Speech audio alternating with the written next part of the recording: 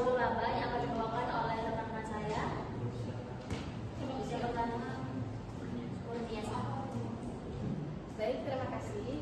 Di sini kita akan membahas tentang ekuitas saldo laba, di mana tujuan dari pembelajarannya ini, yang pertama itu kita harus tahu kebijakan dividennya, terus ada juga bentuk dividen, terus nanti materi kita juga ada tentang pemecahan saham, terus juga bagaimana pencatatan saham tersebut, serta penyajiannya dan laporan keuangan. Nah, di sini kita harus tahu dulu apa pengertian dari saldo laba. Nah, di sini saldo laba itu merupakan akumulasi hasil usaha periodik yang memperhitungkan pembagian dividennya, dividen koreksi laba rugi periode lalu, dan reklasifikasi plus revaluasi aset tetap. Nah, dalam artian saldo laba ini merupakan saldo laba yang masih ditahan di perusahaan yang belum dibagikan dividennya kepada pemilik saham. Nah, di sini tuh ada komponen-komponen tentang ekuitas pemegang saham tersebut. Nah, di sini tuh ada modal saham. Modal saham ini kita gunakan untuk mencatat saham yang ada di perusahaan. Nah, jika ada penanaman saham tersebut, maka yang akan kita catat sebagai seorang akuntansi yaitu nilai nominalnya dikali jumlah lembar beredar dari saham tersebut. Nah, yang kedua itu ada gild saham. Nah, gild saham itu merupakan selisih harga jual di atas nilai nominal saham. Nah, sehingga ini merupakan keuntungan dari penjualan saham kita tersebut.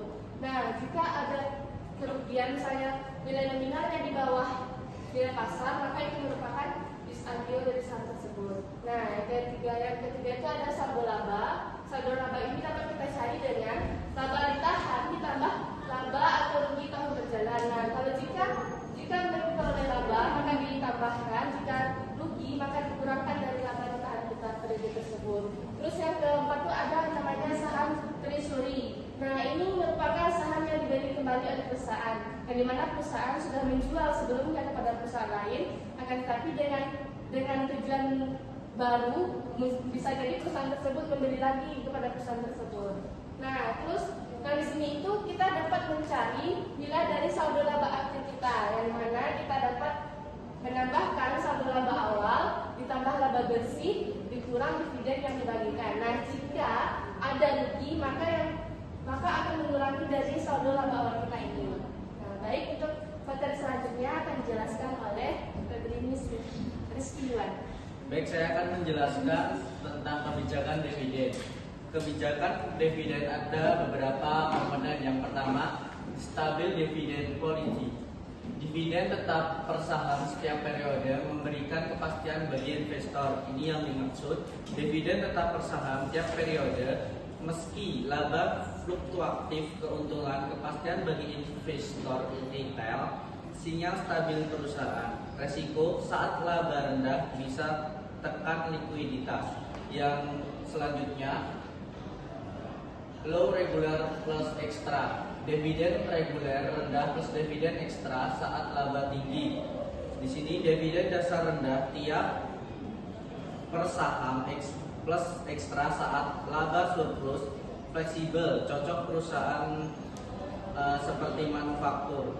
Selanjutnya, constant payout ratio. Persentase tetap dari laba bersih, dividen berfluktuasi sesuai laba. Selanjutnya, residual dividen policy. Dividen dari sisa laba. Rumus, dividen sama dengan laba bersih dikurang retained earnings untuk proyek. Ideal untuk perusahaan ekspansi cepat, tapi investor kurang suka. Selanjutnya, bentuk-bentuk dividen. Bentuk-bentuk dividen di sini ada beberapa komponen. Yang pertama, dividen cash. Dividen cash ini adalah bentuk dividen yang paling umum di masa perusahaan membagikan uang tunai langsung kepada pemegang saham. Dividen ini biasanya diberikan jika perusahaan memiliki kas yang cukup. Kedua, dividen saham. Dividen saham dalam bentuk perusahaan tidak membagikan uang tetapi memberikan tambahan saham kepada pemegang saham yang sudah ada. Jadi jumlah saham yang dimiliki investor bertambah meskipun nilai total kepemilikannya relatif tetap. Ketiga, dividen properti. Dividen ini dibagikan dalam bentuk aset selain kas, misalnya tanah, bangunan, atau investasi lain yang dimiliki perusahaan. Selanjutnya, keempat, dividen likuiditas. Ini terjadi ketika perusahaan membagikan sebagian modal kepada pemegang saham, biasanya karena perusahaan mengurangi skala usaha atau sedang dalam proses penutupan. Selanjutnya akan dijelaskan oleh Febrini.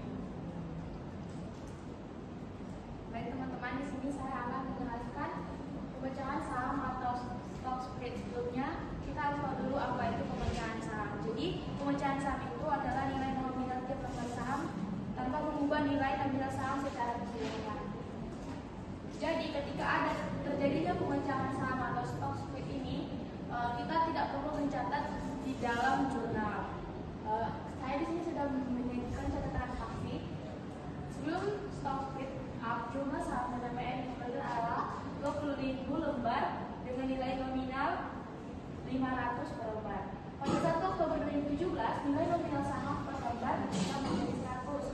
Dalam kasus ini, maka jumlah lembar sahamnya menjadi 100 lembar, yakni 500 dibagi 100 kali 20.000 lembar. Jadi, bagaimana jurnalnya? Seperti yang dibahas tadi, pada pemecahan saham atau stock split tidak perlu dilakukan penjurnalan. Selanjutnya,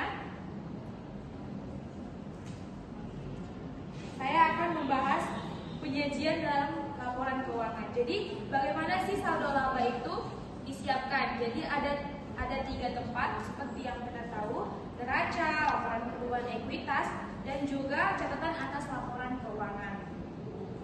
Nah, pada neraca kita akan menampilkan posisi ekuitas. Posisi ekuitas termasuk saldo laba pada akhir periode. Selanjutnya, catatan atas laporan keuangan sebagai pengumpulan detail kepada publik. Jadi, ketika laporan ini saling berhubungan, angka saldo laba akhir di laporan perubahan ekuitas harus sama dengan yang ada di neraca. Selanjutnya, dalam perubahan ekuitas menjelaskan mengapa saldo laba berubah dari awal ke akhir periode. Dan selanjutnya, ini adalah contoh dalam laporan keuangan. Yang di sebelah kanan saya adalah contoh dalam laporan neraca, dan yang di sebelah kiri saya adalah laporan perubahan ekuitas. Teman-teman bisa melihat cara pengerjaannya sama seperti laporan-laporan keuangan yang telah kita kerjakan sebelum-sebelumnya.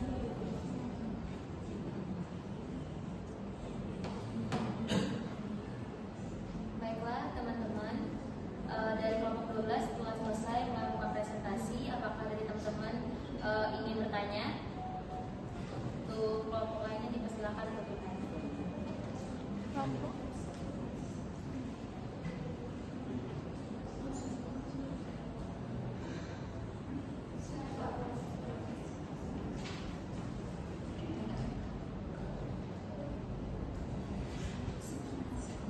Selamat teman-teman yang kenalkan, nama saya Anissa Putri. Datanya 24/3/2017 dari kelompok 11 ingin bertanya.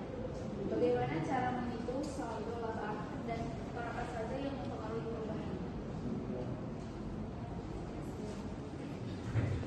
Terima kasih. Adakah yang lainnya? Baik, silakan Putri. Perkenalkan, nama saya Sudah Suban. Saya di sini ingin bertanya, apa perbedaan mendasar antara kebijakan dividen stabil dengan kebijakan rasio pembayaran uang stabil? Terima kasih Mbak Putri. Apakah ada lagi teman-teman yang ingin bertanya? Silakan.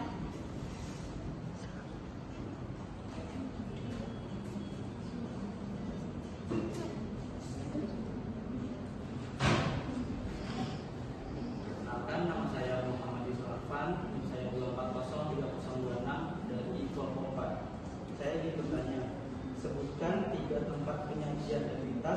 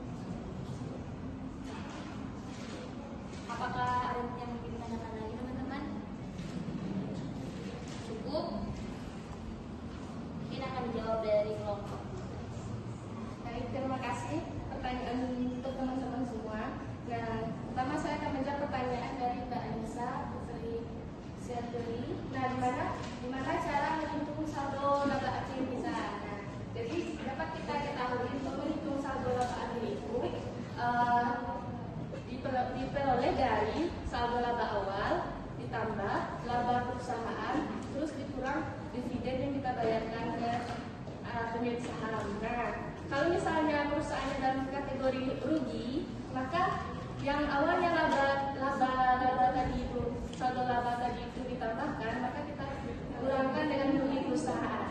Nah, bagaimana yang bisa? Baik, terima kasih. Baik, saya akan menjawab pertanyaan dari saudari Putri Kesimpulan.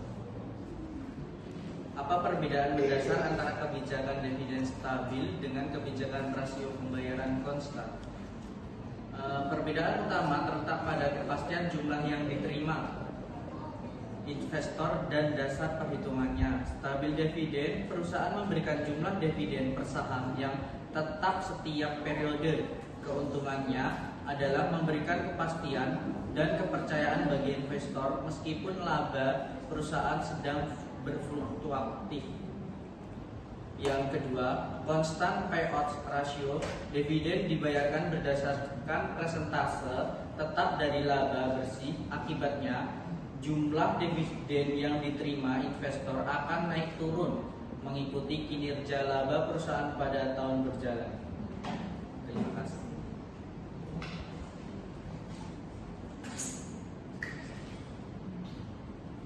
Baik, selanjutnya saya akan menjawab pertanyaan dari saudara Yusuf dengan pertanyaan di mana posisi ekuitas dicatat dan apa saja keterkaitannya. Jadi perubahan ekuitas disajikan dalam bentuk laporan keuangan yang saling terhubung, yaitu neraca, untuk menampilkan posisi saldo laba pada akhir periode di bagian ekuitas pemegang saham. Selanjutnya di laporan perubahan ekuitas untuk memberikan rincian penjelasan mengapa saldo laba berubah dari awal hingga akhir periode, dan juga catatan akhir laporan keuangan atau CLK untuk memberikan pengungkapan detail secara publik mengenai kebijakan dan angka tersebut. Keterkaitannya, angka yang tercantum dalam laporan keuangan perubahan ekuitas harus sama dengan angka saldo laba yang ada di neraca. Jadi, apakah saudara Yusuf Mas dan menjawab saya?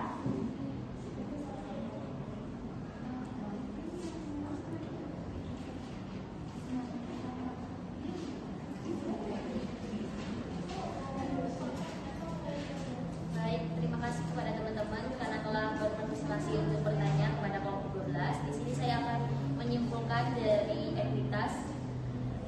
Jadi kesimpulannya, ekuitas pemegang saham terdiri dari modal saham, hasil saham, saldo laba, dan juga saham treasury. Saldo laba adalah komponen penting karena mencerminkan akumulasi laba yang tidak dibagikan. Kebijakan dividen perlu dipilih dengan cermat dan bentuk dividen bisa beragam. Pemecahan saham tidak memerlukan jurnal, semua perubahan dicatat dan disajikan dalam neraca, laporan perubahan ekuitas, serta catatan atas laporan keuangan. Mungkin itu saja dari kelompok 12 atas presentasinya. Sebelumnya kami ucapkan terima kasih. Wassalamualaikum warahmatullahi wabarakatuh.